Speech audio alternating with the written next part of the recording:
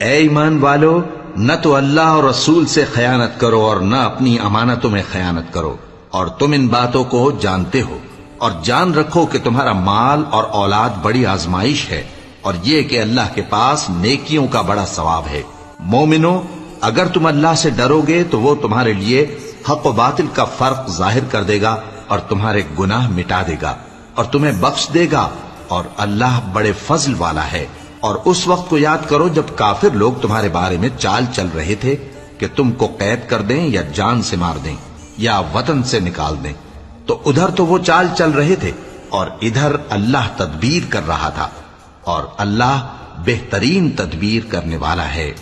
اور جب ان کو ہماری آیتیں پڑھ کر سنائی جاتی ہیں تو کہتے ہیں یہ کلام ہم نے سن لیا ہے، اگر ہم چاہیں تو اسی طرح کا کلام ہم بھی کہہ دیں، اور یہ ہے ہی کیا، صرف اگلے لوگوں کی حکایتیں ہیں۔ اور جب انہوں نے کہا کہ اے اللہ، اگر یہ قرآن تیری طرف سے برحق ہے تو ہم پر آسمان سے پتھر برسا